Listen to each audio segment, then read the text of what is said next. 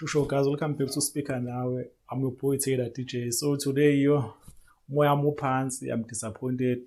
Ngibone i-top 10 yoKhozi FM and ihlazo ngempela. So bekukhona ivideo engike ngayenza before ngithi ngizama ukwenza i-prediction ngithi ngiyaqegela ukuthi izoba njani i-top 10 yoKhozi. But bavele bakhipha i-top 10 song of the year. I think yona ewest kunawo ke sekusawabona. So I think in uKhozi FM I know abasenendaba nalento song of the year. So nje asazi ukuthi sizothina ngibona kusazolunga because ingoma ekhona lapha mhlawumbe ingoma nje zama-hit song mhlawumbe ezintathu kuphela because khona ingoma Mthandeni, iGucci which I believe iyabelong kuba ku-top 10, ibe khona ingoma le ethi Sidakiwe uBlack Major, khona nenye ingoma kaMaster KG uNobuhle nayo ingoma nje ithanda ukuba intshanyana but ingoma emnandi abantu abaningi bayazi. Then the rest-ke khona uMjoliste, khona uThozani Langa, khona uZinhle Kwayimani, like khona ubaba Andile Majola lo gospel.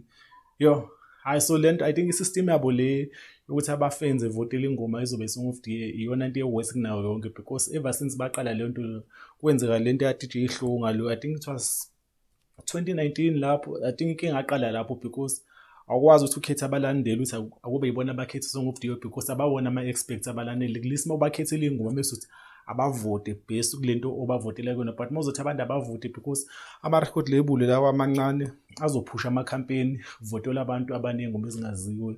Ubone sekuyiningi zoThozani Langa ku-top 10 song of the year 2024. uSomnandisa Mhloniphi uyi-legend but ayikho ingoma nje akayikhiphe eshisayo like. Ngisabana ukubheka ama-numbers lezi ngoma ezilaphana ku-YouTube naku-Spotify because akuzona ingoma ezama-hit song lezana ezivele ezafakwa nje because i-system labayenzile eKhozini iyona lenza kube nje. So I think nje kumele ngoba ngisenalo mina ithemba ngoKhozi FM because i-radio station enkulu eSouth Africa, so i-song of the year I think into ebalulekile. I think kumele bevele bekhethe i-committee yo-music because bakhona abantu esibahlonipha uKhozi nabafana nokhetha gwala abazo-music abakade babakhona. Angazi bathini nabo masekuphuma into enje because ihlazo even abantu abama-legend oKhozi uma uzobona la top 10 ifana lana iyihlazo even for yena Mthandeni la kanominate even engawini song of the year uzobe wine engena competition because like abantu abafakwe laphana babelong and I feel like amapiano bavalela ngaphandle like lezi ngoma kafelo lethira DB kunyaka wonke ehamba noScott le yebo lapho ayikho i-wish like uMaporisa noKabza abakazi bethole i-song of the year since amapiano aqala uba khona uKhozi FM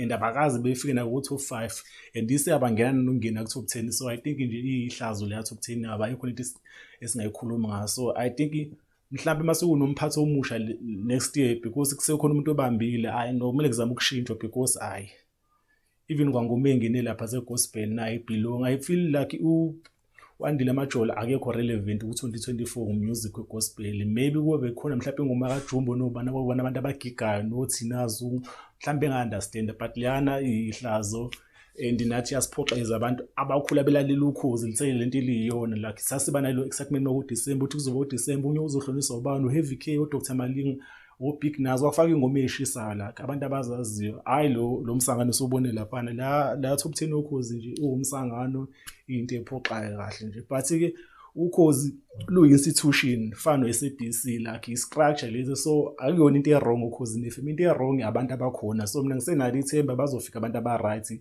abantu abangalisabi ihlazo, abantu abangabeki imali phambili because another thing abantu abayikhohlwa ukuthi the time ku-SMS le mali le isuke ikulabantu abacampaign la abantu abarana le campaign lapha abafana no-Owen Mfokagatsheni. So I think mhlawumbe mangathola abantu abangekho greedy kakhulu ngasemalini because ibalekile ukuthi siphinde sibheke i-reputation yomsakazo singalokho sithi abantu abavote because demo abantu bevotele ingoma ezoba i-song of the year imali izoyenzeka but lothi abantu abavote benominate I think i-disaster le. Even ama-award afana nama-Sama Award ikhona i-category 1 ekuvotwa but abalandeli bavota into esekhethwe yi-committee.